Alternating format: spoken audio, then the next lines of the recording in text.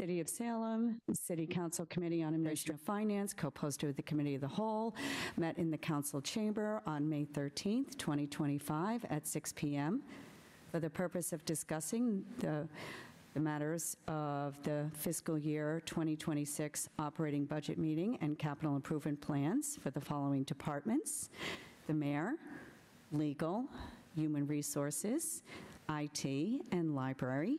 And we also have three money appropriations, $50,000 appropriation of unexpended funds for kiosks.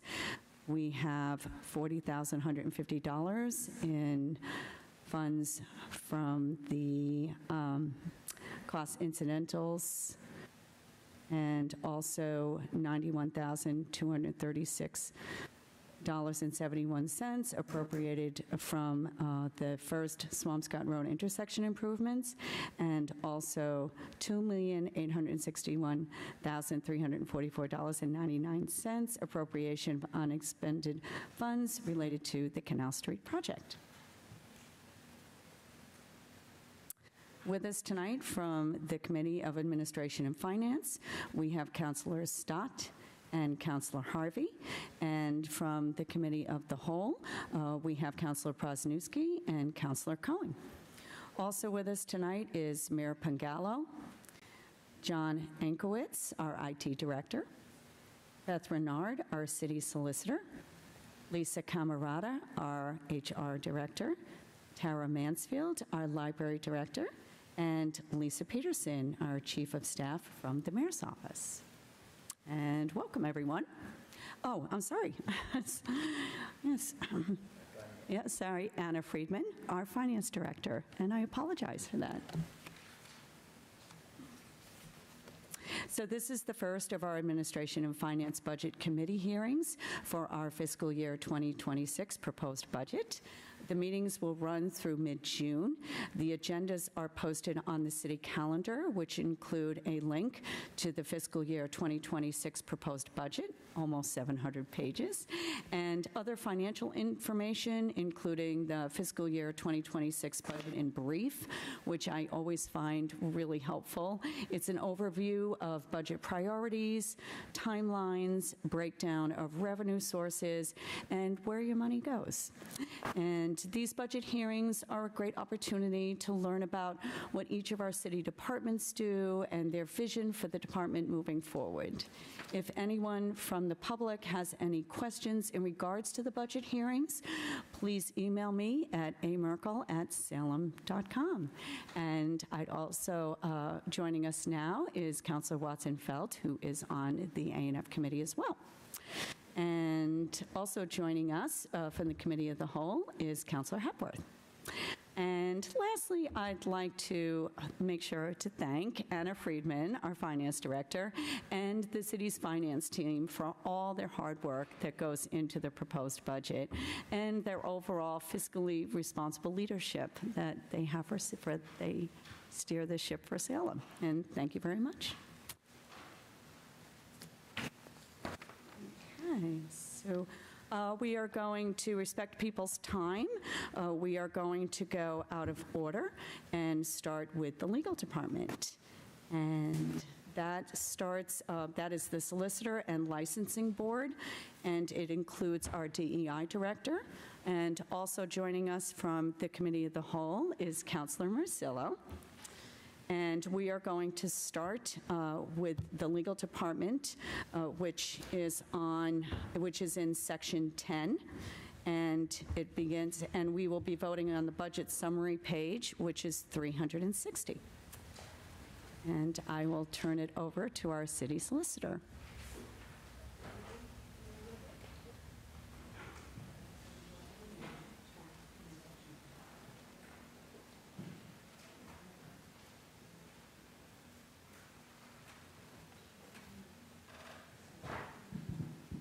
How's this? That's better. Thank you. Good evening. Beth Renard, City Solicitor. The budget before you for the legal department includes the Solicitor's Office, Licensing Board, DEI, and there's also a budget for the PEG Access, which is a pass-through that goes to Salem Access TV. I'll just give you the sort of the major changes in our budget. We do have the solicitor, assistant solicitor, a paralegal, DEI, and then we have one AFSCME employee, which is Melissa Mojica. We did successfully settle the AFSCME contract, so you'll see a new item in my budget, which is the AFSCME longevity. And those are payments that are paid to employees for their years of service. And so you'll see a $600 payment that will be going to Ms. Mojica for her years of service with the City of Salem. In addition to that, we have submitted to the state legislature the addition of an alternate for the licensing board. So if that is approved at the state level, there will be an additional stipend of $2,100. You'll see that it says alternate board member. That's in the salary schedule. And you also will see employee resource group stipends. And this is an initiative that Regina Zaragoza started last year. And we have employees that on their own time, during lunchtime, will organize events and meetings for their coworkers. So there may be one for working caregivers. There are a number of them, and we pay stipends for those. There's a $3,600 allotment for that. In addition to that, within our budget, in my non-personnel section, is funds for the UMass to do the assessments for persons who are getting from the HR budget stipends for language, for Spanish language interpretation. They do that orally and sometimes written, and there are stipends that they receive that Lisa will talk a little bit about.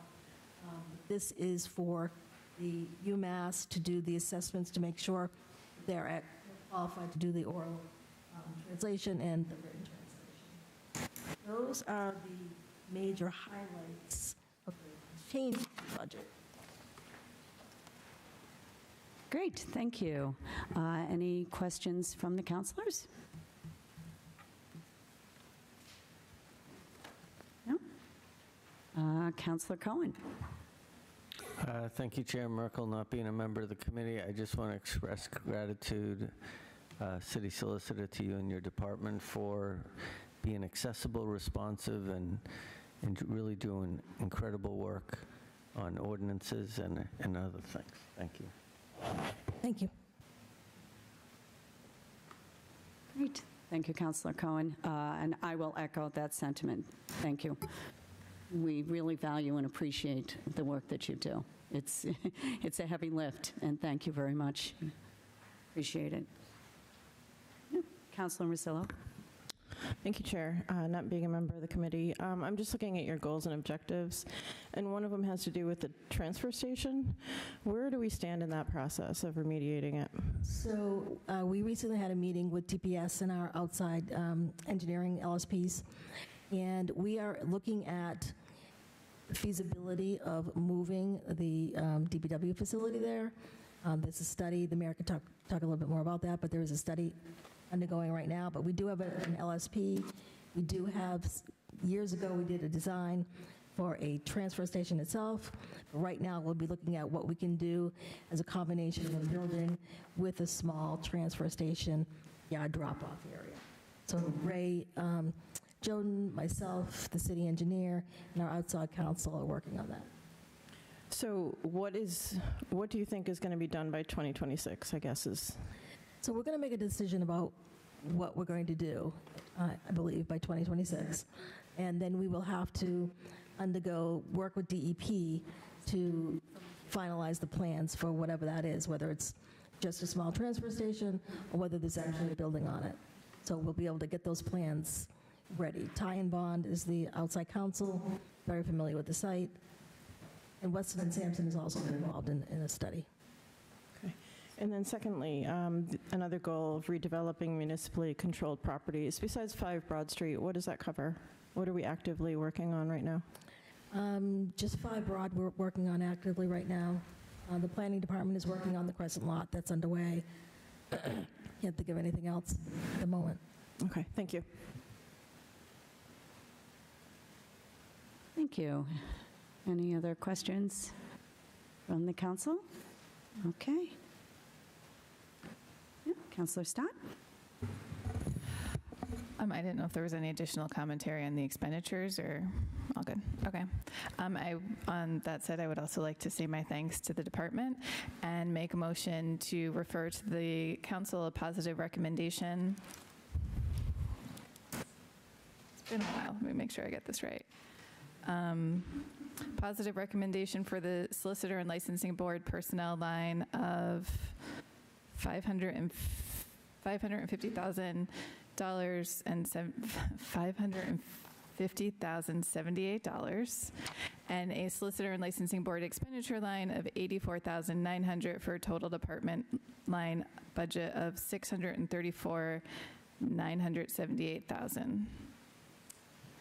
Thank you. So Councilor Stott moves to recommend approval of the legal department's personnel budget in the amount of $550,078, the expenditures budget in the amount of $84,900 for a department total of $634,978. Any second? Seconded by Councilor Harvey. All those in favor? Okay, let the record show, I see 3 hands plus my own. The matter carries.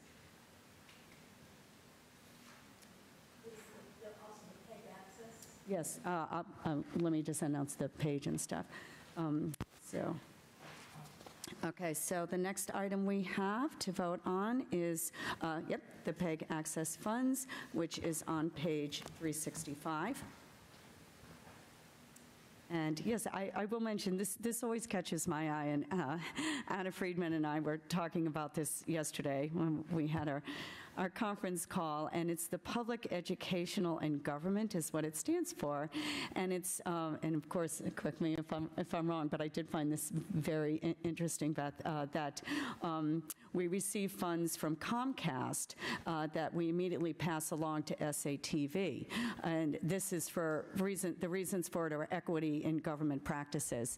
And I don't have full cable, and when I learned about this, I had never even tried the public access channel, and I get it. So it's working as is intended. So I do find this an interesting item. So again, we are voting on this, and it is page 365.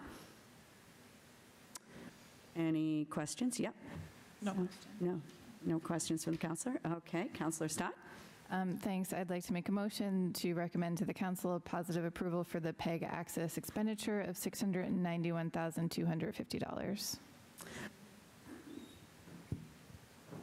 Thank you. So Counselor Stott moves to recommend approval of the PEG access expenditures for a total of $691,250. And a second, Counselor Watson-Felt. Second. All in favor? Okay, so let the record show, I see 3 hands plus my own. The matter carries. And thank you. Thank you, Ms. Renard.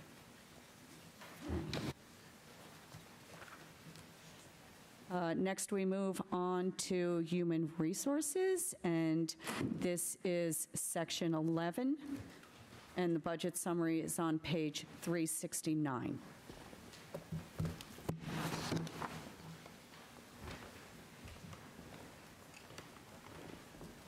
Hi. Little deja vu.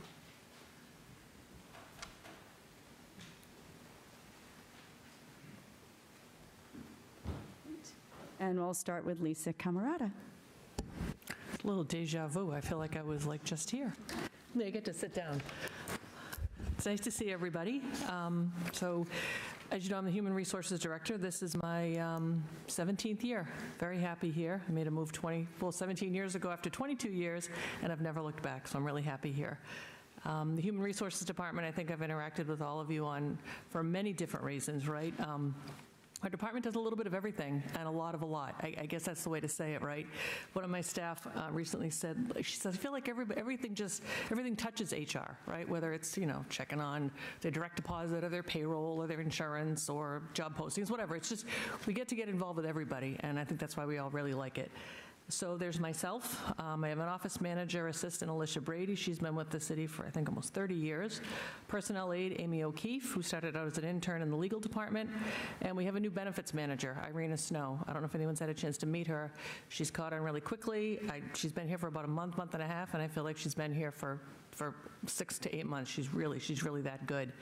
And we are also, the switchboard operator falls under my department as well, Joe Freitas, and he's been with us for several years too, and he is a part-time employee. And, as you know, our department, we post vacant positions, we schedule the interviews, we work on the contracts, negotiations, we monitor workers' compensation, unemployment for the city and the public school department, as well as their workers' compensation. We ensure 1,800, we have 1,800 subscribers in our health insurance, and we can talk about some of the numbers later.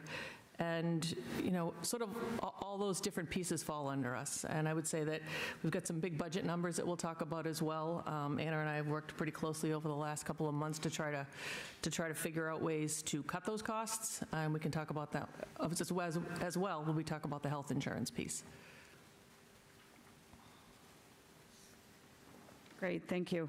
Appreciate everything that your department does. Thank you. And also, I see under the trainings too, for human resources, the DEI training coordination, and I want to thank the legal department as well, and the city of Salem. I'm grateful that we have a DEI director. Yeah, we've actually had an opportunity to do some really cool training, too. I think some of you actually may have participated in our Spanish class, the conversational Spanish that we offered. This past year, we also offered American Sign Language, which was a huge hit. And we're going to offer that again, as well as we have a Spanish class, Spanish conversational class now going on, and we're going to offer, call it like Spanish 2, for people that have already taken the first level and want to kick it up a notch. Yes, thank you. I had the pleasure of taking your Spanish class and also the DEI training when I became a counselor, and I really appreciate both. Thank you. Any questions from the council? Yes. Councilor Marcillo. Thank you, Chair. Hi. Hi. I noticed you put down here that you worked with the Disabilities Commission for the outdoor dining. Are you, excuse me, is the commission going to be doing checks again this year?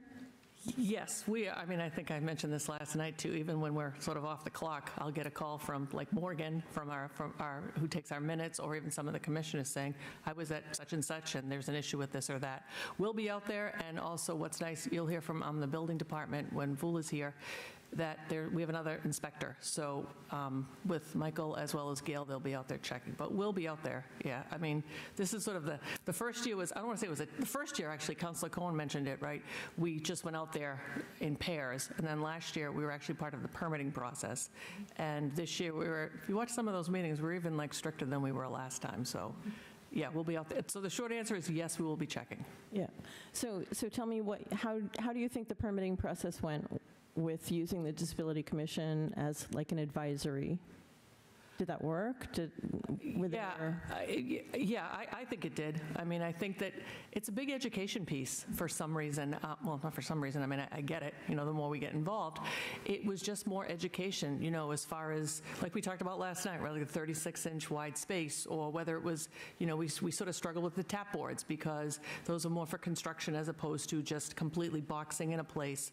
The tables, I mean, we've advised the restaurant owners, an accessible table does not have a bar in the middle of it.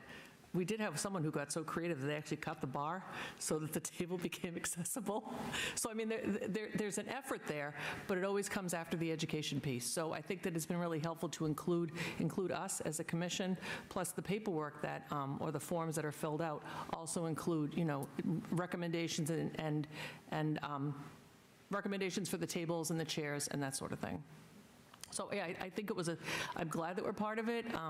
Even though we are advisory, I mean, if they didn't have what they needed, I mean, even last year, someone didn't even have a plan and was asking us to do a plan. Like, no, you need to give us the plan to show us what you're going to do and what the spacing will be, what the chairs are like, if there's a 19-inch clearance, and even if there's an umbrella, you don't want to bump into, like I think I showed last night, the base of an umbrella, we don't even want someone to bump into, whether it's with a walker or a wheelchair. So it's an educational thing, and I think it's worked really well. Yeah, no, it's a great job. The commission did a great job, and they really stepped up, and that's important. It is important. Yeah, and I think that there's a sense of pride with the group to feel like, as opposed to sort of, and we do look at variances, and if there's a variance that comes before the commission, it used to just sort of be, we used to say, we don't know how to read plans. Well, we don't, but now we bring the developer in to explain it, and the group had a lot of input on some of the design at Old Town Hall for accessibility. So it's really done a lot for the commission, just pride-wise. Thank you. Thank you. Councillor Cohen. Thank you, Chair Merkel. Not being a member of the committee, just to follow up on the outdoor dining, I think the first year it was really cumbersome because there wasn't the city wasn't keeping to the same order. So some boards were getting applications in a different order, and I think that got fixed a lot better this year. Can I ask you a question about GIC? Sure. I saw an article in the Globe about, yeah, you're nodding your head, so you know what I'm talking about? But you can share, and then we'll talk about it. So seems to be a funding issue that could impact on some of the providers, if I'm explaining that. I mean, you probably could explain it better. Yes. I don't mean to cut you off, though. I'm sorry. Okay. So, yeah, I actually heard it on the radio, and I was surprised because I think it's been a couple of days sort of in the works, but it looks like they have a deficit of, is it 240 or 420? I think it's $240 million. But the guidance that we got was that, just business as usual, and they're just not able to pay the providers through the end of the fiscal year. But I also understand as part of the budget, I think that we talked about this, it cleared the House. We're waiting to see what happens. But, enrollees' coverage is not affected. It's more that, people can still go to the doctor and have services that are either scheduled or they need to schedule. It's just on the GICs and paying the providers. And, it was the kind of thing when we talked about this, people have heard about it. Interestingly enough, you are the first person to bring it up to me, which I was just surprised because, we've been with the GIC since 2012, and there's always a little struggle with that, right? I mean, I think it's the best move we ever made, but there's still, those days of $5 copays are gone, right? So we're not going to have those anymore. So I actually thought when people may have heard that, oh my God, the GIC can't pay their bills, that like the phones would be, ringing off the hook. I told my staff, nothing. Very surprised. So I'm comfortable. I mean, they'll figure it out. I think that this is just the first time it's became public. That's what I think. I appreciate that. I'm a big fan of the program. I think it offers employees a pretty good range of options. And for people who don't know in the audience or whatever, it's really municipal workers. And I think people who participate benefit. So thanks for the You're welcome. review. Councillor Stott? Thank you, Chair Merkel. Just a quick question, if you might have some commentary on this. With the new hires, so there were 40 full-time hires. I remember a few years ago that was a big topic of our conversation. It was really hard to get kind of bodies in the door for those interviews. And has that kind of mellowed out a little bit or balanced out a little bit from where the spot we were in a few years ago with not really having the budget to entice those new employees to come over? I don't know if you have any feelings on that or have seen anything. Yeah, I mean, there was a time there when all municipalities were all having a hard time. I mean, we were trying everything, right? It was like somebody comes in the door and they've got what you're looking for, you want to hire them. People want to work here. We have terrific benefits. I think I mentioned some of the things that we offer that other municipalities don't. So even if sometimes the salary isn't exactly what we'd hope it would be, although we did a compensation study, I don't know if you've talked about that before, but we did do a compensation study, and we're hoping that we can get people where they need to be. Our salaries are getting competitive. And yeah, people want to work here. I mean, we've had some really good hires over the last few months as well, like 40 total. And then we have, I think there's an additional 4 that were involved in the part of Mass Hire, the workforce board down the street. So yeah, I mean, we do benefit meetings after people start. We'll do 4 or 5 at a time, which is nice because the way the benefit structure is a little bit of a lag time. So we'll bring 4 or 5 in at a time. And go over everything. And there's actually surprise on people's faces when I say, the flexible spending fee, if you enroll in health insurance, we cover that. We have the reimbursement for the in- and outpatient copays. there are different things that we offer, and we have structure with the splits where, some people pay only 25% of the premium for the health insurance. There are times we offer a sign-on bonus if we have had an issue. We haven't had as many of those because, as I said, people do want to work here. But the benefits, people are actually surprised, like, wow, I didn't have that in my last job. You pay for that, or you offer that, and it's where, it's a good place to be. Yes, thank you. The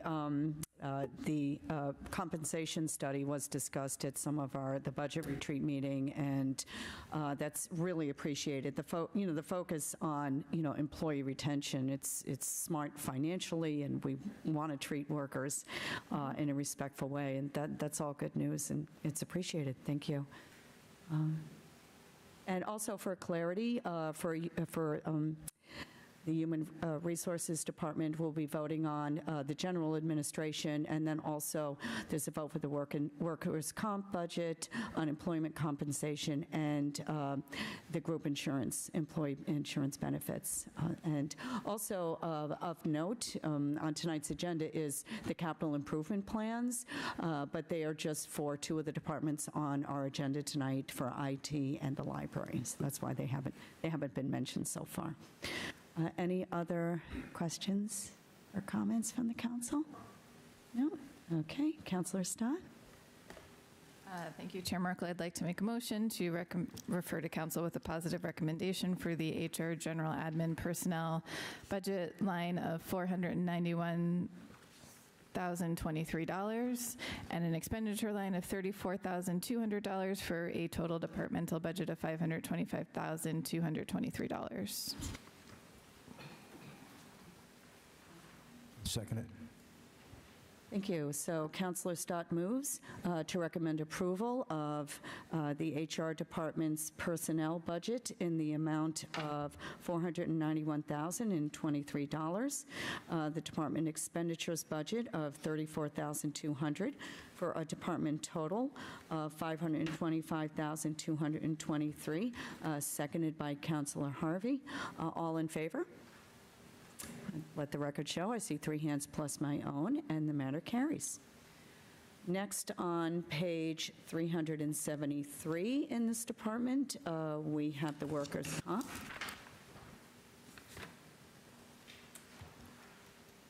Do we have any questions, or at least if... Yeah, I could just give you... To say, yeah. Sorry, I can give you just a bit of an overview. Yeah, we are no longer, we have not been self-insured since 2008. Which is nice. We're with Maya, which is our carrier for all of our insurances.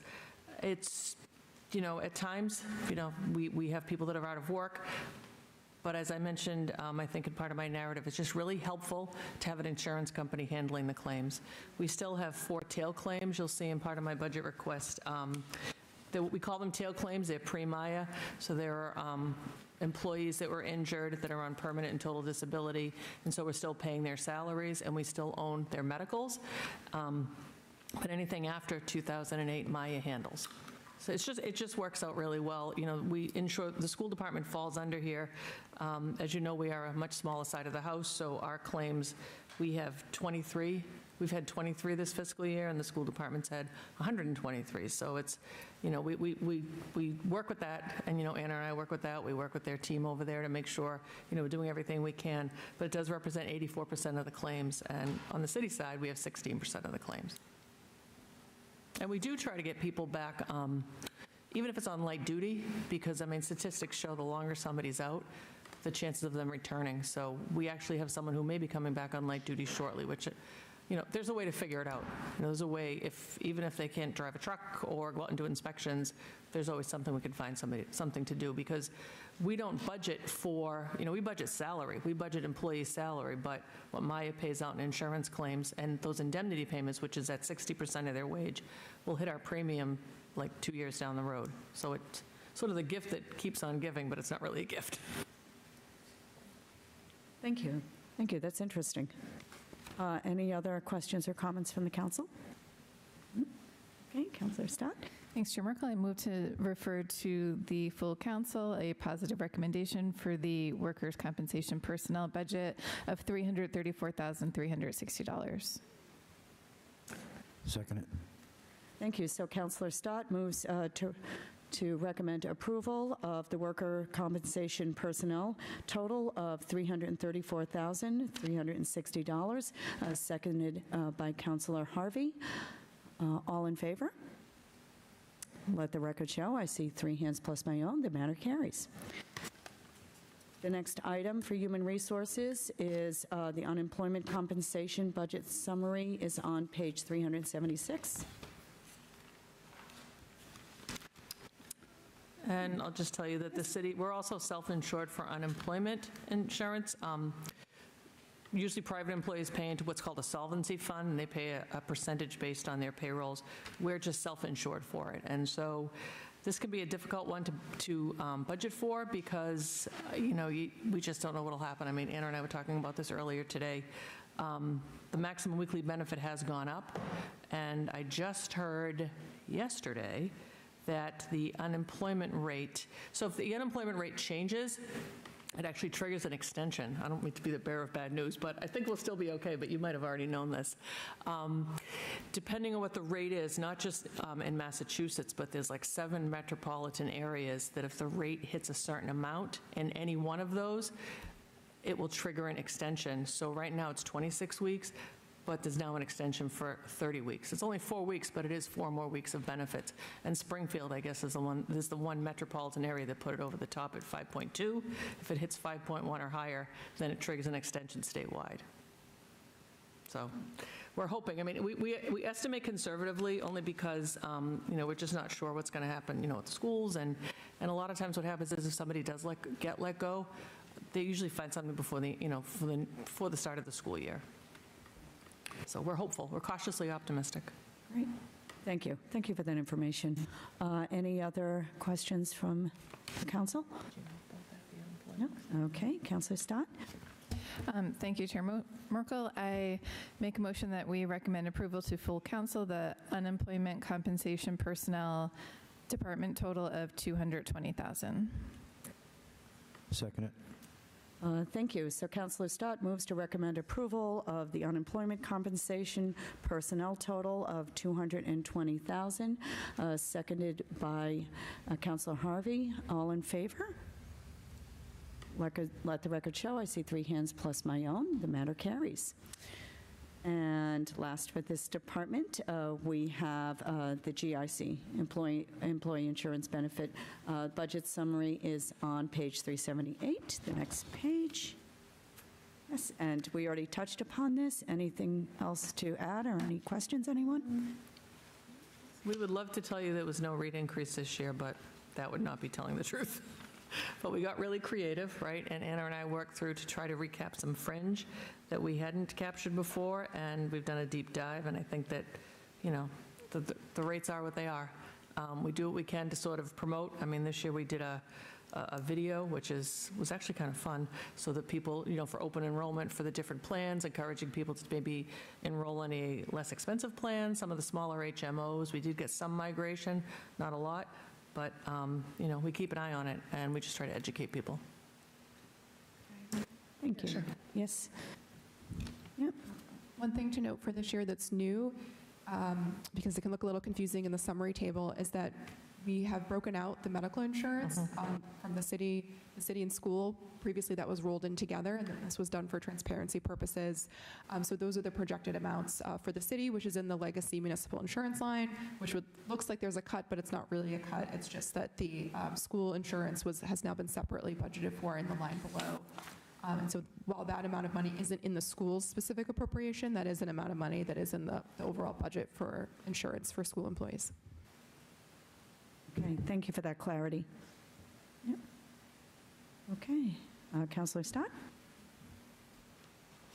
I make a motion that we recommend approval to full council the employee insurance benefit personnel department total of $20,257,565. Second. Okay. Councilor Stott moves to recommend approval of the employee insurance benefits personnel total budget of $20,257,565, seconded by Councilor Harvey. All in favor? Let the record show. I see 3 hands plus my own, and the matter carries. Thank you. And thank you. Thank you, Lisa, for all your work. Appreciate it. So next, we are moving on to the IT department, and this is John Ankowitz, our IT director, that joins us for this. We will be voting on general administration, then fixed costs, and also CIP. We'll be beginning on section 9 for general admin, and the budget summary is on page 351. Good to go. Oh, hi. Hello. My name is John Ankowitz, Director of Information Technology and Information. Oh, I'm sorry about that. My name is John Ankowitz, Director of Technology and Innovation. I was promoted to this role last September, and been with the IT department for the past 6.5 years. So my goal is jumping into this position. We're primarily focused on upgrading and replacing our old infrastructure. So we have so like at our schools with the E-rate project, we had old access points, creating holes for the students in their ever-growing Chromebooks that they have, and any old switchers that might provide network loopholes to allow intrusion. So that was successful this past January into February, and then this summer, we're going to start with our current city infrastructure to improve the network servers, switches, anything that is outdated that could cause an issue if it gets restarted, rebooted. If something were to happen, it might fail. And and then last thing, sorry. And in this March, we updated the website to its new format. With the amount of data and not being a one-to-one migration, we're working with the mayor's office and other departments to find any flaws and try to fix them as soon as we hear from them. And we do appreciate and thank everybody for their patience while we correct those issues. So, as far as my staffing goes, we have 9 members currently employed, 2 open positions, one being the network position, the network manager position, which was my position before I took on the role of director. I'm looking forward to correct that. It hasn't been updated since I think when Ollie was hired for that position, so I'm looking to update it to more recent technology and our business system analyst position, which will also include GIS management. And with that, I've been working with the mayor's department and with Anna to see if we can increase the salary rate on that to be more competitive with our markets out there. And so good news is they were able to help me with that one. As far as any costs going on, I've been working closely with Anna and with my deputy director, Bobby, to find any overflow. So like if we have any licenses that are not being used, any software that's not being used, we've looked and found and tried to get rid of it. So like just a small example, we found Smart Sheets. We were able to knock out $22,000 worth of savings for the city. Just by getting rid of a license nobody was using. So, so thank you so much for everybody, and all your help. Thank you. Appreciate all of that. Any questions from the council? Yeah, Councilor Watson-Feld? Thank you, Chair Merkel. I noticed that the open roles that John just listed do not appear on the website yet.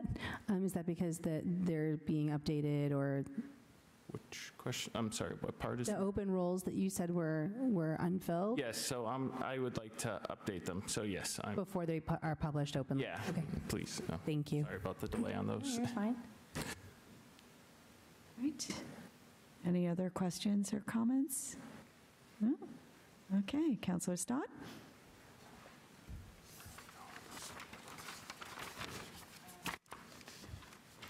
$351.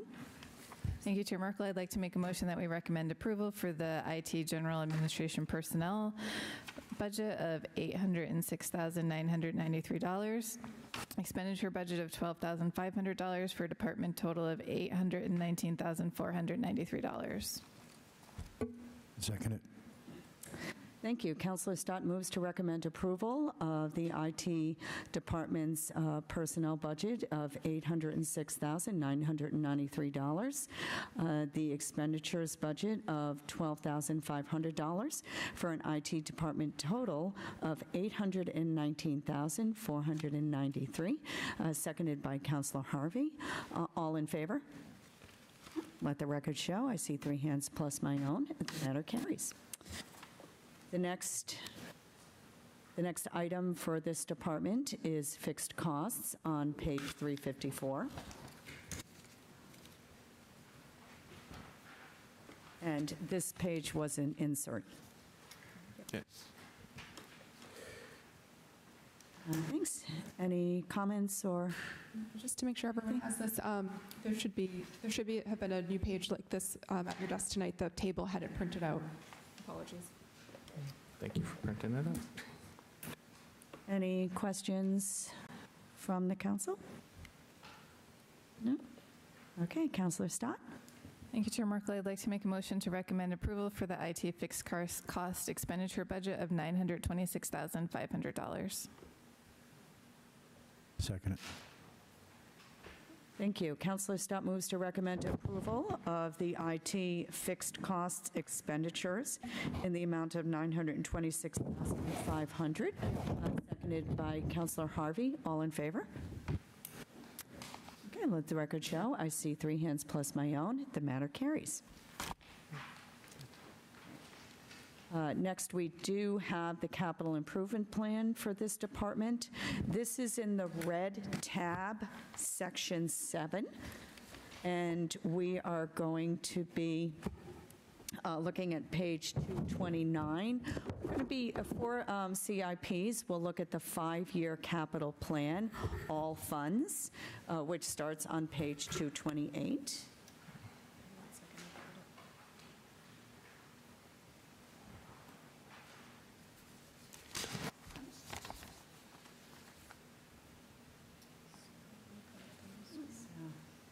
Any comments or anything you'd like to highlight on that? I'm sorry. Oh, yes. So yes, our phones are end of service, so meaning if there is an issue with them, they can't be serviced. So that $200,000 would include just the upgrade, so we can get in line with our current thing and get support again. So yes, but as of now, everything's working fine, but until it's not. Great, thank you. And I'll add to this. On June 11th, is when we will be voting on all funding sources that require a council vote. And also on June 11th, we vote to accept the 5-year capital plan. And this is really this is really our opportunity to ask the department's questions, and they'll have an overall approval on June 11th. Any questions from the council? Councilor Marcillo? Thank you. Can you just talk a little bit about the digitization? What are the 3 items that you have in the budget?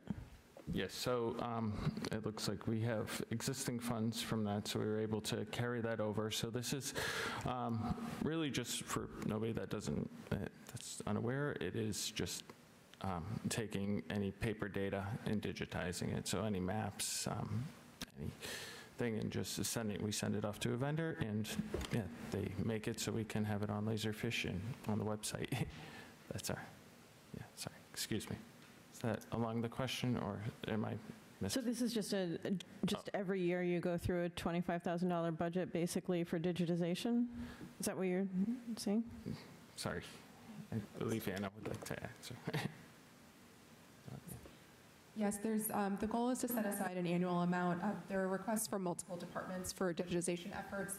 The clerk's office, the assessing department, planning department for some materials in the basement of Old Town Hall. I think we have even other departments that have requested as well. So we're trying to centralize and sort of streamline and annually determine sort of the allocation as we go through all of those requests from departments. And so we anticipate substantial funding needs to get through all of that, and so the goal is to have that take place over several years. And so we were able to identify some existing funds for next year's sort of subset of that initiative, and then presumably going forward in FY27 and beyond, new appropriations would likely be requested to continue that.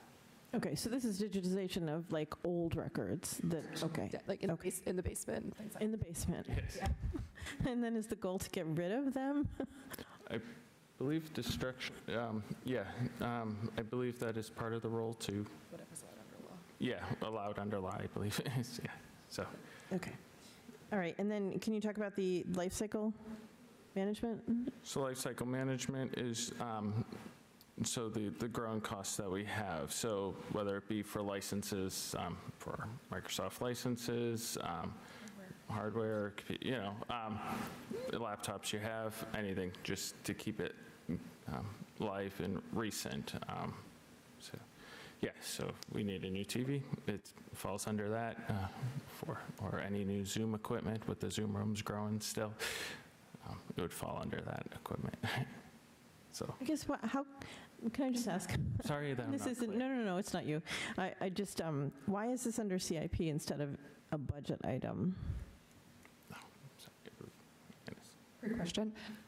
There are a handful of, because the equipment costs are so substantial, there's an argument to be made that the life cycle management makes sense to fall under a capital improvement line. Identifying and finding $200,000 within the existing operating budget would be extremely difficult to add in any given year. And so the city, because those are considered, while it is an annual allocation to sort of maintain that life cycle, the school also has an annual allocation for their Chromebook swap out and other equipment for the teachers and students. So similarly on the city side, there's an allocation there. I think you'll see throughout the capital plan, there are annual amounts that are allocated to departments that potentially could be argued could go into maintenance lines in city departments, but it has made more financial sense for Salem to allocate these through pay-as-we-go funds, like Fund 2000, which is gets capitalized with free cash every year, to afford sort of those annual life cycle management costs in the case of John's department. Okay, thank you. Making that clear. Thank you. Okay, any other questions? No? Okay. Well, thank you, Mr. Ankowitz, and welcome to the budget hearings. Yeah, thank you, sir. We appreciate it. We appreciate you being here and the work that you do. I appreciate you hearing me, and thank you for, yeah. Thank you.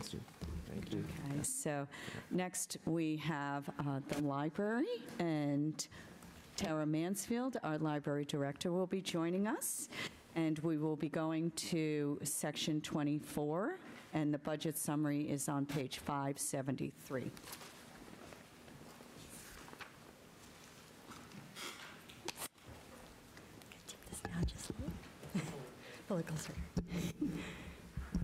Hi, good evening. This year, the library continued to design and offer innovative programs for children, families, and teens, including regularly scheduled sensory-friendly programs. We also, this spring, launched a free seed library, so anyone can drop by and get free packets of seeds and experiment with gardening and growing. The Salem Community Gardens donated a plot to the library, so we will also be trying our hands at growing and bringing our fruits back to the library for people to take for free. And then later on this summer, we'll also be integrating the garden into our programming. We'll have a toddler story time at the Splain Park, and we'll also be having our first ever live plant swap on June 1st, so we hope you can join us. We also improved some of our existing services, including upgrading our telephones from landlines to VoIP, and we've added faster mobile printing services so people can print from their phones or whatever device they have rather than logging onto a computer.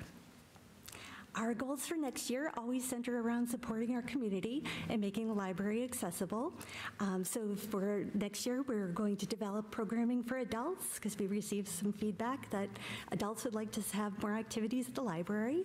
And we'll also be working on digitizing our local history collections, which is a very popular service that we have, but we do have a lot of microfilm, so it's going to be a big project.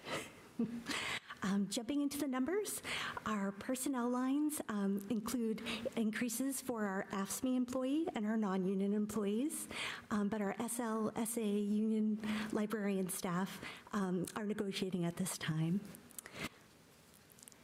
And moving on to our operational budget, we have requested increases for electricity and fuel.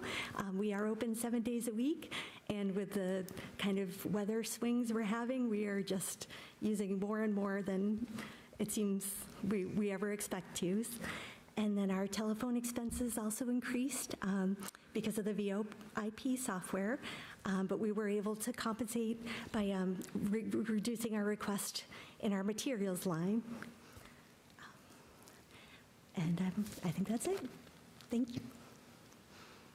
Great, thank you for that. Yes, I had noticed the telephone increase, but you had offset it, with another line item from the department. Yes, our books and materials, we have grant funding that we can supplement. Yeah, no, thank you for that. And I love the free seeds and the community garden involvement. And I do want to mention your youth programming, the youth programming your staff sends me from my newsletter. It's always so impressive and sounds so much fun. And that's interesting that you've had requests from adults to want some programming as well. Yeah, I think that's really neat. Councilor Cohen. Thank you, Chair Merkel, not being a member of the committee. First of all, thank you for you and your staff. Such an important resource to have in a city like Salem. I just wanted to commend you because you and your staff do a lot of community outreach, which, like people to copy you in other departments. You seem to be everywhere, which is really terrific, and hopefully that's resulted in more participation, awareness that you exist. Thank you. Yes, thank you. Agree. I do see your booth at many Salem events and happenings. Councilor Marcillo. Thank you, Chair. Thanks, Tara. The library is doing a great job. I had a question about bringing the library to the CLC as opposed to the seniors coming to the library. Is it an access, like a physical access issue that's keeping them from going to the library, or? That's honestly what we believe. We have a lot of folks who don't like competitive street parking. They don't appreciate that wasn't it. The access I was talking about, but that's very interesting. Okay. We do have the CLC van does stop at the library at least twice a week. We do have an MBTA stop right outside, so we are fairly. But don't you bring the library to the CLC also? We do, yeah. Yeah, and that's what I was wondering about, because it's not that far from the library, and so I was wondering why that's being done. Oh, absolutely, and that is honestly parking. Parking is really tough. Okay, all right. I have a couple questions on some of the numbers that you have, and it's just kind of picky stuff, but I was just curious about it. For like the number of programs held, it seemed to have gone down this year, but then you're going back up next year. The number of wireless sessions seems to be estimated for 2025 going down this year, but then up again next year. Do you know why that is? To be honest, the usage of the library changed significantly this fiscal year. For the first time, we were seeing folks visiting the library for the entire day, and that has been a major change. So I think we are seeing less traffic overall because every seat is full. So part of our goals for next year is to kind of increase accessibility for charging, because we know device charging is a definite need for some of these folks, and also to maybe partner with a social service agency to help out some of the folks that perhaps aren't eligible for services in other areas of the community. That's interesting. Okay. And then just a question in the books and materials, just the line item change for the ebooks and databases. Is there anything other than just expanding that description, or?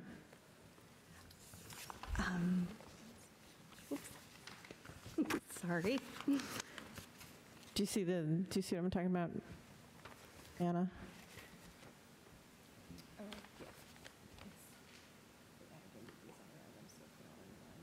Oh, it ended up being combined into a new line and then just adjusted to compensate for the increases we were requesting for the telephone and electricity and fuel.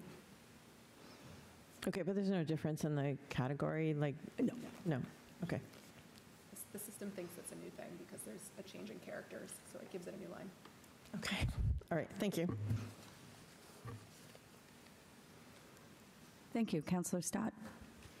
Thank you, Chair Merkel. I just want to say thanks as well to the services provided at the library, my favorite department budget every year, and probably the city service I use the most, along with my daughter. So I had similar questions as Councillor Marcillo around attendance in library, that data point that you have there. I was just curious how you track that. Do you have like counters up there? We do. The gates that you walk through when you come in, they only count incoming. They don't double count. So the numbers we have are real, unless we have a power outage.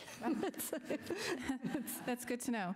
I do appreciate the creativity that you have with projects like and programs that you hold, the lending library, items like that. I found it really interesting, the comment about those stay longer. One of the things that I feel I have noticed that have changed since around 2020 are spots to sit. Like there used to kind of be that reading room, and now it's filled with DVDs. I'm wondering if there's any thoughts of bringing that back. So we did just upgrade our chairs from our past capital allotment, so there are more chairs down there. There just isn't charging, and that's where the demand is. Like most folks want to be able to plug in when they're sitting there for a while.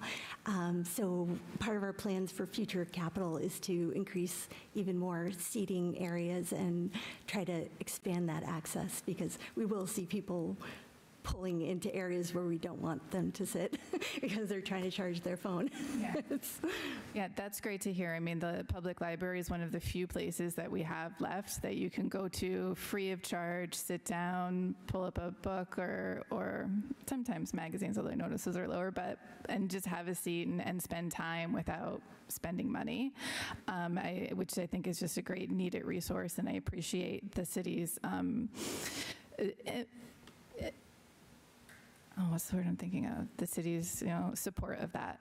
And then I had one last question. I'm going to jump. Actually, I'll hold it to the CIP because it was about funding. So I'll wait. Okay.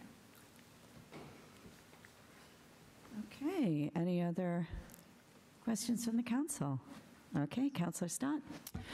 Thank you, Chair Merkel. I make a motion that we recommend approval to full council the library personnel budget of $1,283,830, expenditure budget of $404,713 for a department total of $1,688,543. Second.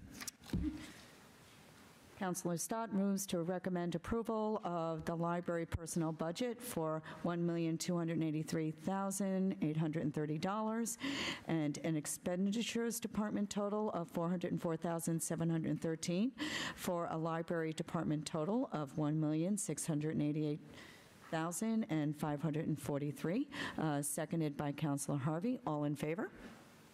Let the record show. I see 3 hands plus my own. The matter carries. Okay, so for CIP, back to the red tabbed section number 7, page 229.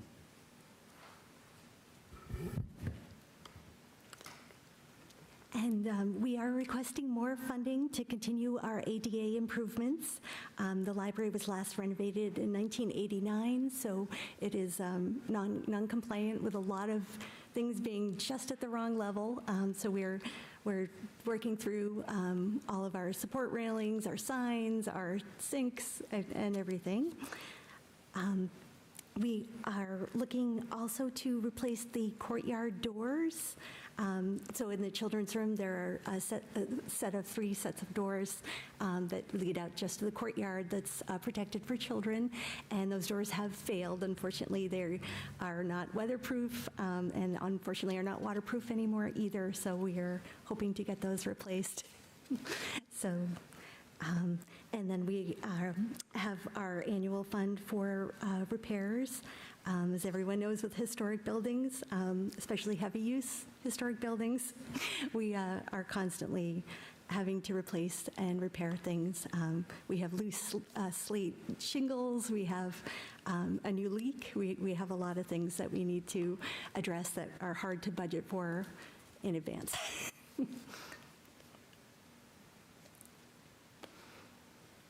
Thank you. Any questions from the council?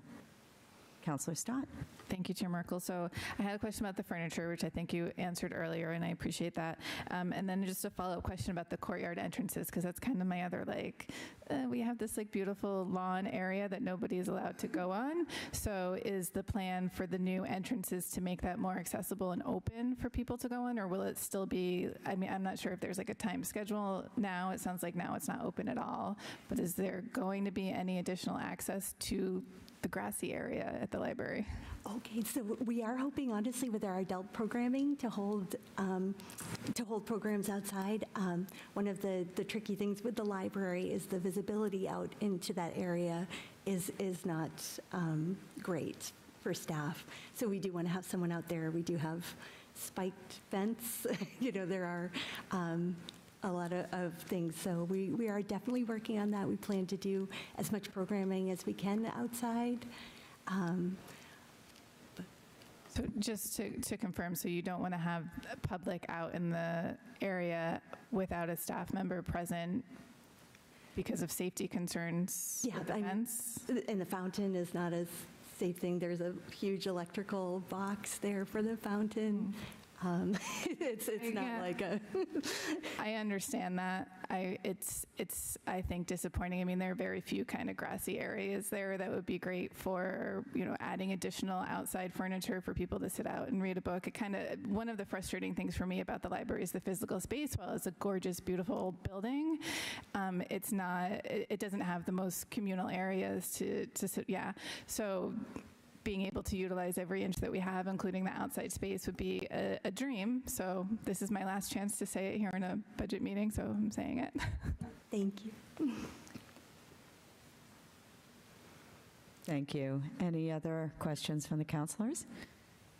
Okay, I also want to say thank you. The importance of our library cannot be overstated, and we appreciate you. Thank you. Okay. Right, so we will be moving on to the mayor. And we will, the mayor's, the executive office section is section 1, and the budget summary is on page 262.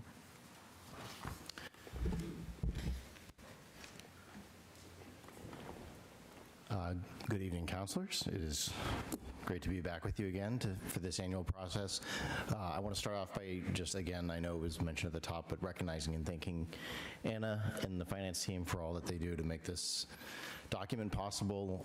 It's more than just a binder of 700 some odd pages, which has actually gone on a diet. I think it used to be a little bit longer, but it represents kind of the culmination of many, many months of work that started far earlier in the calendar year with department heads and has landed before you in its current form, thanks to the hard work of a lot of the folks on the finance team led by Anna. So thank you for that. Yeah, a round of applause. And I also want to thank my staff. Lisa, my chief of staff, is with us tonight, but the entire team in the mayor's office.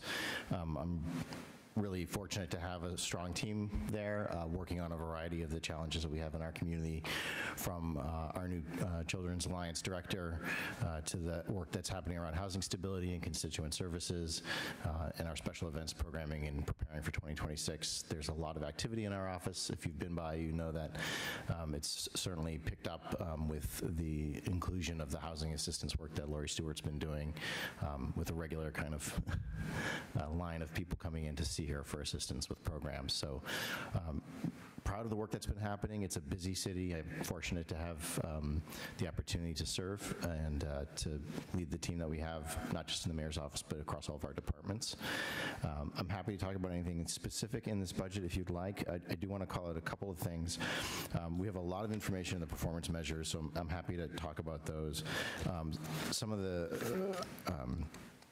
the more recent work around constituent services that I wanted to highlight relate to our mobile mayor's office and City Hall to Go, which are two separate things. The mobile mayor's office is an initiative where we take the entire staff from our office out of City Hall and we set up on laptops and folding tables at places in the community that are open to the public, and folks have a chance to kind of come in and meet with me, meet with the staff. We have the opportunity to engage with programs that are happening, if it's at a park or at Espacio, or we were most recently at Pioneer Terrace in the community room there. So that's been a really great opportunity. City Hall to Go is a tent, pop-up tent that we set up at things like farmers markets and block parties where city staff will be present to help with answering questions or filling out paperwork. If you have any upcoming events in your neighborhoods or your wards that are of that nature that you might want to invite the City Hall to Go folks to set up, we're happy to facilitate that as well. And the staff in my office also engage in something called Wednesday Walks. So our constituent services team goes door to door in a business neighborhood or a residential neighborhood, just providing their contact information, checking in with people and letting them know that we're there to answer their questions. We've also been expanding our communications efforts, so both on social media, our Code Red systems, our city news and alerts. We've already talked to, John mentioned the website. We have our own newsletter out of the mayor's office as well, and starting tomorrow? Tomorrow, the first episode of our podcast, so we're hip, right? Okay. If I say so, thanks. There are no major changes in our budget in terms of the number of personnel. There's increases in compensation. As mentioned earlier today, we did, and we talked about it a little bit at the budget retreat. A lot of the changes you'll see in personnel throughout the budget, not just in the mayor's office, are a reflection of a number of initiatives we've taken. I really like to think about this year's budget as being an attempt to better invest in the workers whose work makes our city work. And so that takes the form of the contracts that we've negotiated with our public employees unions. It takes the form of our compensation study for our non-union employees, and also a variety of other initiatives we're doing to kind of make people happy about working for the city of Salem, to improve retention, keep people here, attract people here. Lisa talked about the increase in the number of hires that we've been able to bring in, I think because we're trying to create a workplace that supports the workers. Most of the budget increase overall across the budget is in fixed costs, as it typically is. So about 2/3 of the budget increase over last fiscal year are related to fixed costs, over which the city doesn't have much control. And then the bulk of that other third are those contracts that I mentioned. Police, fire, teacher, and AFSCME are the larger ones, and we're negotiating with the library right now. On the expense side, we have a slight reduction in the mayor's office around our consulting and contracted services. It's really just a reflection of trying to help address some of those budget increases that we were seeing from those fixed costs. So we were looking for ways to scale back on some of the cost centers where we have some more discretion. I think that covers it for the mayor's office. I'm happy to answer any questions that you might have. I have no capital requests this year. Thank you very much.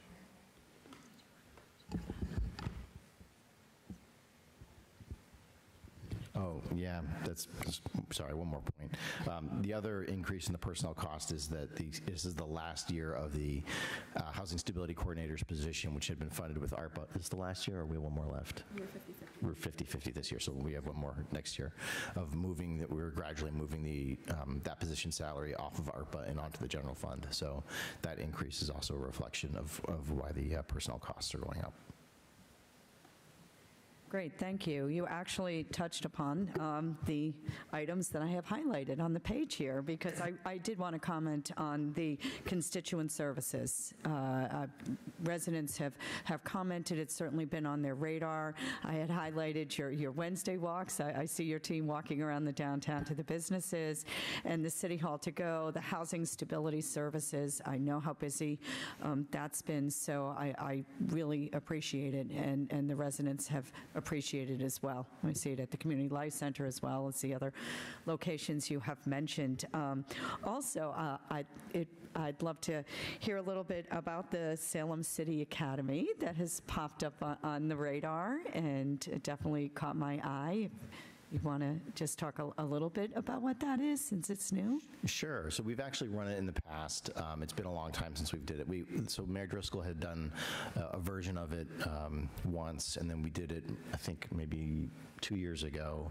And this is an opportunity for members of our community who maybe are new to the community or just discovering local government to participate in a series of classes, so to speak, where they get to meet department heads, participate in meetings with city departments, and learn about how their government works. It's modeled on similar programs that the police department and the fire department run, but it's focused around the functions of government. And I don't know if you want to add any more. It's Julio Mota in my office is the lead for it, and I don't know, Lisa, if you want to add anything further. Yeah, the only thing I would say is that it's designed to be smaller, so it's Yep. more nimble, and it's also really focused on both English and Spanish speaking residents, so that people can participate either way. Yes, I saw that in the notification. Thank you. I love any kind of civic engagement, so I think that's terrific. Any questions from the councilors? Councilor Rosillo. Thank you, Chair. Thank you for pointing out the housing service salary here, because that was my number one question. But also, it looks like you're right-sizing the salaries in your office pretty much. There's several that had more than a normal cost of living raise, right? Right. So the way that we've approached our non-union employee compensations, not just in the mayor's office, but throughout all the departments, is all the non-union employees received a cost of living adjustment across the board. We allowed department heads to engage again this year in a merit-based process if they wanted to advocate for a particular employee who may have gone above and beyond, received some additional certifications, or done something that's accomplishment-based, and we're going to continue doing that. And then the last bucket of funding for personnel that you'll see come into play is related to that compensation study. So we did a fairly exhaustive classification and compensation study across all of our departments, and that resulting plan has provided a roadmap for compensation ranges for all the different job descriptions that we have. And this year is the first year that we're starting to kind of put that into practice. And the first thing that we're doing to do so is we've identified positions that are substantially below the minimum of the range and worked to bring those employees up to at least the minimum to start. And as a result of that, every full-time city employee will now be making a living wage for Essex County as a minimum. And you're seeing that reflected in a couple of the, in one of the roles specifically here in the mayor's office, where the position was substantially underpaid based on the job description. So thank you for that.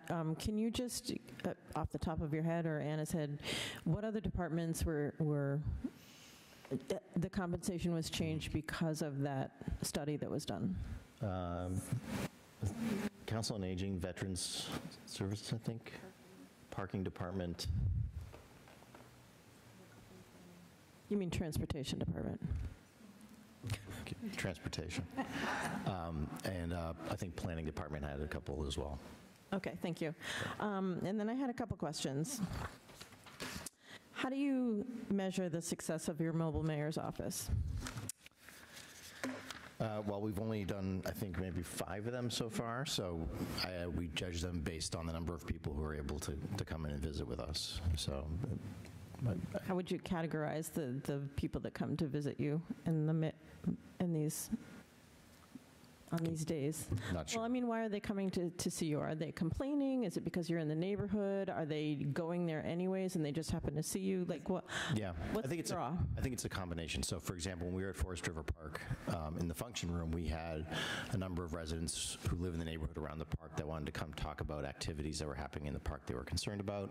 They had not come to City Hall, but they took the opportunity to come to the office because it was literally across the street from them when we were set up at the community room, and they engaged with us around their concerns. At the same time, the staff that were, the Children's Alliance director and my constituent services staff, went into the park, into the pool area, and met with some of the summer programs that were happening to meet with the school groups and talk with them. Same thing with Espacio. So when we had our setup at Espacio, we were able to hear from some residents that came in to meet with us, but we also were there during the ESL class that the Health of Seven Gables was running. And so we had the chance to talk with those new arrivals and introduce them to our staff, let them know what services we have available, what services the city generally has available. So it's a mixed bag. It depends on where we're located. At Pioneer Terrace, there were tenants that came to see us. There were Housing Authority staff that came to see us. There were residents from the surrounding neighborhood that came in to see us to talk about the park project, to talk about the Housing Authority and their situation with the Housing Authority, to talk about parking, traffic, Halloween, on things. So, I mean, I think it's a great idea, and because I do think you get probably a combination of organized complaints and, just kind of checking in to see, what's going on. But, we need to get it out to more areas, I guess, is my Yep. 100%, ask. 100% agree. So some of the constraints are it has to be a space that's open to the public. So we're trying to identify that and open to hearing any and all suggestions folks have, because I think it's great. So maybe you're trying to make it too big a deal, right? Maybe you don't need all of the activities of the mayor's office to be at these things. Maybe what you're learning is that people want to come in and they want to talk about something that's happening right in their neighborhood, and so maybe as part of that, you could figure out a different way to do it where you don't need as much space. Yeah, for sure. I mean, that's one strategy. I think that it serves a number of functions. I mean, if you watch the way that the office operates on a given day, everybody's supporting one another. It's one of the beneficial side effects of when we made our reconfiguration of the physical office when I came into office. Having everybody there to support one another means that if somebody comes in and they're there to meet with Julio, but Julio is busy with someone, Lori can help them, or Sabrina can help them, or Michael can help them. So having everybody together does have that benefit. It also, I think, is a team-building exercise for the staff. Like everybody feels like we're part of a team here. So I think if it were just a couple of people, we wouldn't need necessarily to have as much public access, possibly. I would want to talk to the city solicitor to be sure about that. But. Okay. Yeah. All right. And then my second question is, how about that customer service survey that we were supposed to be working on?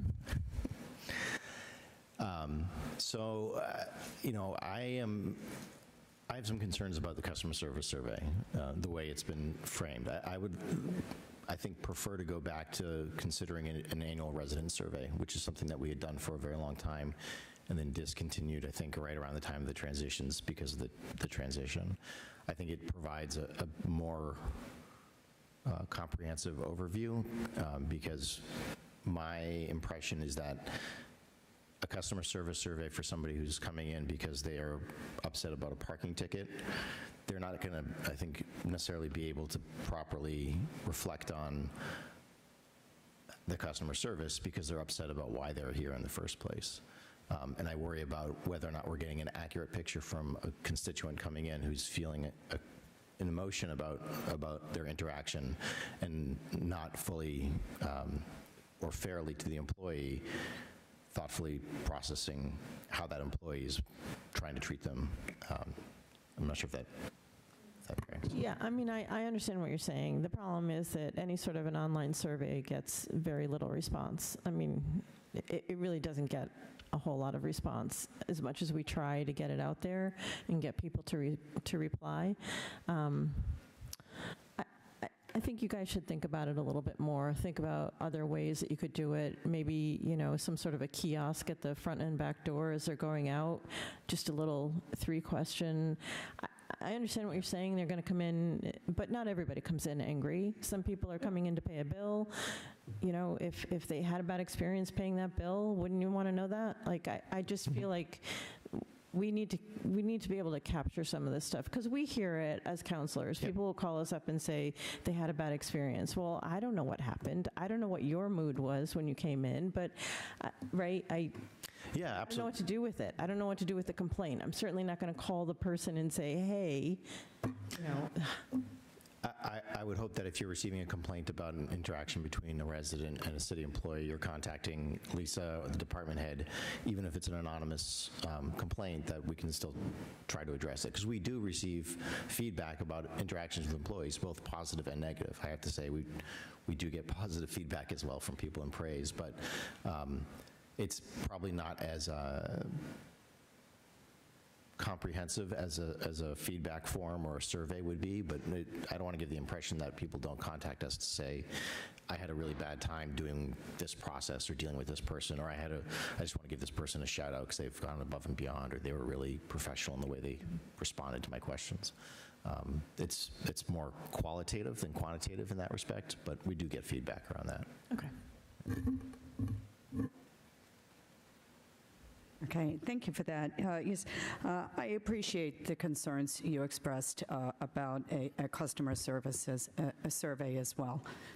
And I also agree that we have conversations, we have meetings, and I've always given you feedback that I receive, both positive and negative.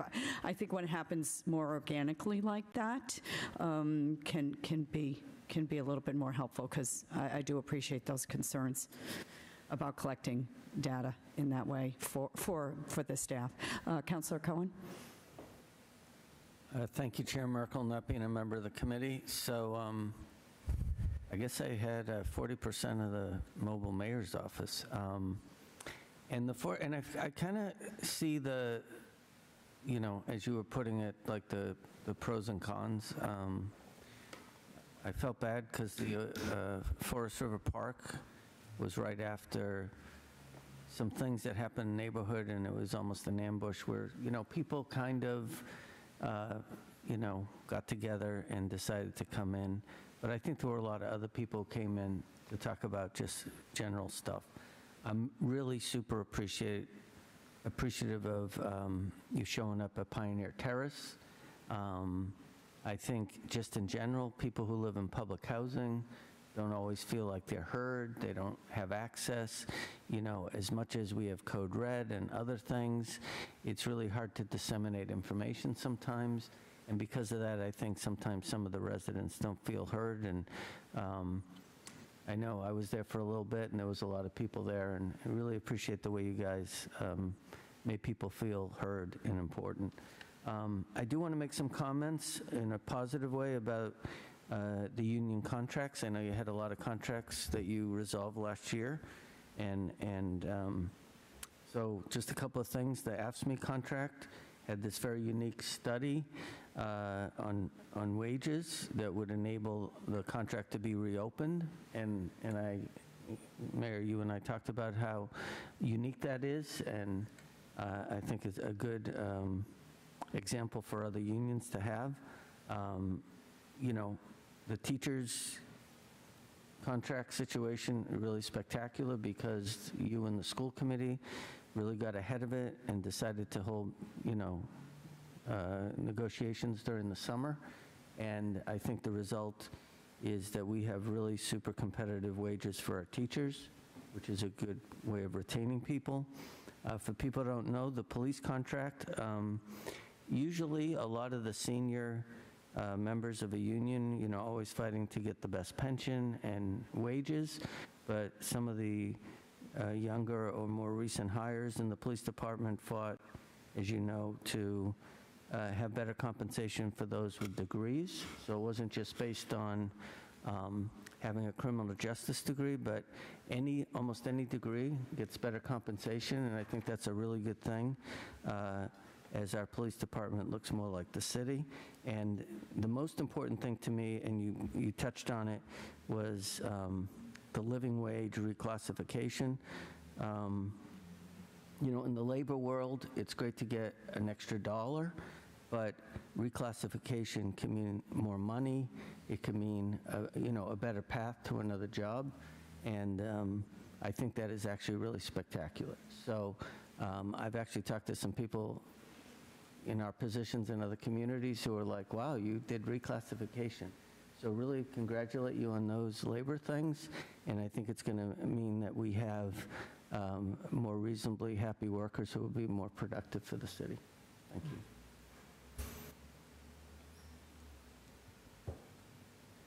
Councilor Watson-Felt? Thank you, Chair Merkel. I have one question just with regards to the line item for consult and oh my God, I can't read. Consult contracted services. I know you noted, Mayor, that the line item this year is about $10,000 less than it was the year prior. Can you talk about what contracted services and consults that the mayor's office particularly engages in? Yeah, so the vast majority of that budget is used for a lot of our constituent-facing technology platforms. So the public input platform, Code Red through Civic Plus, are the largest expenses there. It's also used for larger translation projects that we're not able to do in-house, so for translating a large document. We've used it for consultants who are participating in our all-staff quarterly meetings, so if we've brought in a speaker or somebody to lead a workshop, we'll fund it out of that. We're using it to fund the compensation study. So it covers a variety of things. We also have an allocation there, which is a legacy from the previous administration that's specifically used for the OTA exchange program, so supporting the OTA program when they have the visiting dignitaries or the students come as well. Those are the largest expenses out of that budget. Thank you. So is it safe to say that there may be a number of departments that would not have a line item for contracted services and may come to the mayor's office for one-off needs? i.e. translation services? No, so we've been pushing the departments to have their own lines for translation services. So the idea with the stipend, for example, is that you have an employee who's compensated with the stipend to do the translation in-house. If you don't have one of those employees in your department, or if you think you're going to have language access needs that exceed the ability of that employee to handle, like if you have a lot of documents that you need translated on an annual basis, those departments should be using their consulting and contracted lines to plan for retaining a vendor to do that translation. The translations that are funded out of the mayor's office contracted services line are for mayor's office publications, so the new resident guides, Salem for All Ages guide, materials like that. Great, thank you.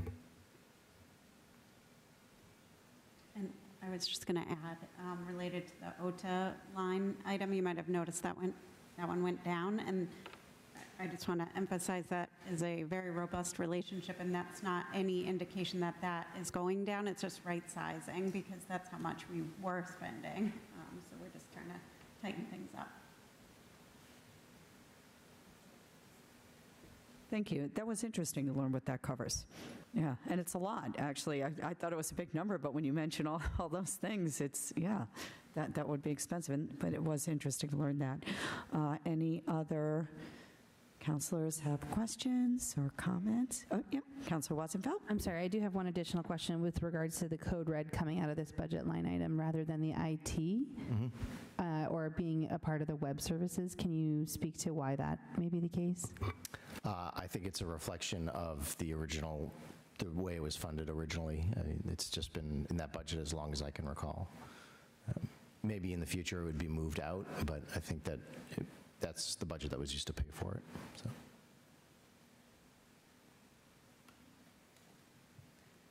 Thank you. Okay, I see no more questions. Councilor Stott. Thank you, Chair Merkel. I'd like to make a motion that we recommend approval for the mayor's personnel budget line item of $643,103, expenditure line item of $120,382 for a department total of $753,485. Second. Thank you. Councilor Stott moves to recommend approval of the mayor's personnel budget in the amount of $643,103. Expenditures in the total amount of $120,382 for a department total of $753,485. Seconded by Councilor Harvey. All in favor? Okay, let the record show. I see 3 hands plus my own. The matter carries. And I want to thank the mayor and his team and our chief of staff for all your hard work. And before we go on, we have 3 appropriations on our agenda tonight. I just wanted to check in with our finance director that we took all the votes, that I didn't miss any of the votes tonight.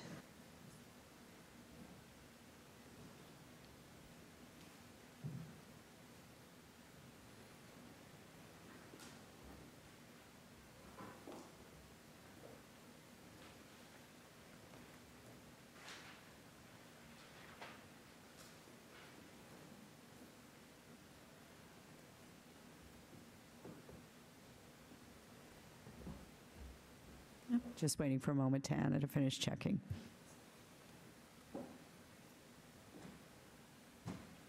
I am checking because I'm just double checking the map. Mayor, apologies on your line. 643 and 12382. I'm just double checking adding that up because on my notes, I have 763, 485. So I'm just going to quickly double check that map. Because I'm wondering if something didn't total correctly in the budget book. There would be one moment. Is this for the mayor's budget? Yes. Okay, so we'll hold on one moment. Yeah, it looks like it didn't, I don't know why it didn't total correctly. Apologies, the total there, I'm going to have to research why it's missing $10,000. But Yes, it doesn't look right. the total Yeah. should be 763, 485. So the amount that the prior motion totaled sort of verbally was totaled at 753 per the book, but the actual math is 763, 485. Yep. Apologies for Good. that. No, good catch. I've seen that happen. I see it here. Yeah, absolutely. What happened there and double check for all the other departments. Okay. So I'll take we will amend. amend my motion. We'll Yeah. take a second motion here. Thank you for that. Take a second motion to recommend approval for the department total for the mayor's office, since the personnel and expenditure totals were correct, but the new department total of $763,485. Second. Thank you, Sir. Councilor Stott. Motions for the department total for the mayor be amended from our last motion to a total of $763,485 to correct the math. And seconded by Councilor Harvey. All those in favor? Let the record show I see 3 hands plus my own. The matter carries. Great. Any other? Otherwise, all set. Thank you. Otherwise, we didn't miss anything. Okay. Great. Thank you again. Okay, just I'm going to take a moment to get the big book off my table here.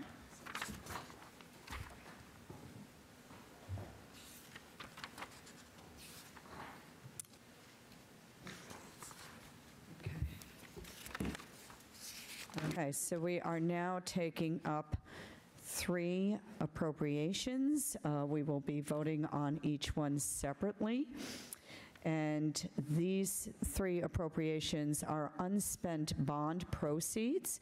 These funds were allocated as detailed in these orders and are in front of us tonight to recommend authorizing the spending of these now available funds. Authorizing these funds to be applied to currently authorized projects will reduce the fiscal year 2025 end-of-year borrowing and lessen the city's reliance on debt-funded capital projects, a savings for taxpayers, especially since interest rates have been higher in the last couple of years. And I do want to thank our finance director for her due diligence in always staying on top of these kinds of cleanups. It's always very appreciated. So the first one we have is $50,000 appropriation of unexpended funds relative to financing parking, kiosk umbrellas, the project is complete, to pay costs of CIP 19 recreational golf cart paths in the amount of $9,850, and CIP 21 plan Mansfield Field thank you for that. Renovation in the amount of $40,150, including the payment of costs incidental and related thereto as permitted by Chapter 44, Section 20 of the general laws. Any discussion? Or no? That about covers it. Any questions from the council? No? Okay, Councilor Stott. Thank you, Chair Merkel. I'd like to make a motion that we recommend approval of the $50,000 appropriation of unexpended funds, as you just stated. So, yeah, with a positive recommendation for passage at the council meeting? Yes. Yes, so this would be Councilor Stott motions for the $50,000 appropriation of unexpended funds to be approved with a positive motion to approve recommendation with a positive recommendation for passage at our May 22nd regular city council meeting. Second. Seconded by Councilor Harvey. All in favor? Let the record show. I see 3 hands plus my own. The matter carries. The next item we have is $91,236.71, appropriation of unexpended funds relative to financing First Swampscott Road intersection improvements, which the project is complete, to pay costs of CIP 24, city roads, non-Chapter 90, including the payment of costs incidental or related thereto as permitted by Chapter 44, Section 20 of the general laws. Any questions? No? Councilor Stott? Thank you, Chair Merkel. I'd like to make a motion that we recommend approval of first passage for $91,236.71 appropriation. Second. Thank you. So Councilor Stott motions for the $91,236.71 appropriation be approved with a positive recommendation for passage at our May 22nd council meeting, seconded by Councilor Harvey. All in favor? Let the record show. I see 3 hands plus my own. The matter carries. Then we have a $2,861,344.99 appropriation of unexpended funds relative to financing the Canal Street Utility Program, which is now complete, and these funds can be used to pay for other projects. Yep. Anna Friedman? Here. I just wanted to note one thing that may be helpful for clarification on this item in particular. The specific language is drafted is required to indicate that the project is now complete in order for those proceeds to be released and repurposed. And I'm noting that because understanding that there may be sort of large, outside of this particular bond authorization, there may be questions about just project in general related to Canal Street. Repurposing these bond proceeds does not preclude the city from a new authorization related to any potential future capital initiatives that could be relevant to that area. This is just relevant to some proceeds that, upon advice of our city bond council, need to be repurposed because at a certain point proceeds, you cannot hang on to them indefinitely. And so these proceeds are at a point where they need to be spent. And so this language is what is required to sort of release these from that prior authorization, and the rest of the order would then rescind the remaining amount on that authorization. And so I just wanted to note that that does not preclude any future authorizations being filed or authorized by the council. This is only relevant to this authorization that is from 2013, so is over 12 years old. And so sort of this process, the recommendation to repurpose these proceeds for spending on projects that are occurring this year would address the need to sort of immediately resolve the fact that these proceeds are still sort of in the unspent on the city side. Okay, thank you for that clarity. I appreciate it. Any questions? Councillor Cohen. Thank you, Chair Merkel. Not being a member of the committee, this concerns me. It seems like a paper version to keep money for a project that should have proceeded, that has to proceed at some point.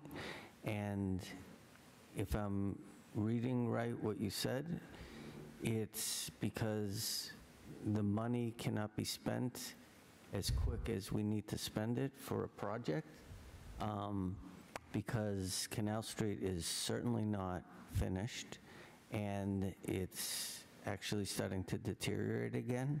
So I'm just expressing concern, because I do believe that this project, and I'm not blaming the current administration at this point, because I know there were a lot of factors that went into it, but it just seems like it's an expenditure to save the money as opposed to finishing the job that was set up. So I would want to provide clarity around the need to immediately address the proceeds. Under federal law, when municipalities borrow, municipalities may not, for lack of a better term, profit off of those proceeds. So it could be possible to receive an IRS fine. And so when you borrow and you're paying municipal bondholders an interest rate on those notes, but if those proceeds are, say you're paying them 2.5%, but those proceeds are sitting in the city's bank account, or are invested, because we invest when we get the proceeds in, they don't just sit like in a checking account, those are invested. If those are collecting, say, 4% interest on the city side, that's problematic. And it becomes particularly problematic if the proceeds have been sitting for some time. Proceeds typically need to be spent within 3 years. These proceeds have been sitting for much longer than that. And I think further guidance on that, I would suggest potentially executive session with our bond counsel. And so this is in front of the council based on a series of many conversations that we've been having with bond counsel about how to mitigate a potential exposure. And so sort of separating that from any sort of planning around the specific project, I wanted to sort of just mention that this authorization and these proceeds are unfortunately no longer sort of positioned to be utilized for that original intent, thus sort of the language closing out that. But that I just wanted to mention that then understanding that there are still questions around just the project in general and how that came to be sort of, I think, is potentially a parallel exercise I would suggest. Thanks. Thank you. Yes, in our conversations, it's basically for where these funds landed quite some time ago, they've timed out for where they can sit. Yeah. Okay. Thank you for that. Any other questions from the council? Okay. Councillor Stott. Thank you, Chair Merkel. I'd like to make a motion that we recommend approval for passage to council the $2,861,344.99 appropriation of unexpended funds for the Canal Street utility project. Second it. Thank you, Councillor Stott. Motions to approve with a positive recommendation back to the full council, the $2,861,344.99 appropriation of unexpended funds for the Canal Street utility program. Seconded by Councillor Harvey. All in favor? Let the record show I see 3 hands plus my own. The matter carries. Okay, thank you everyone for the completion of our first budget hearing night. May I entertain another motion?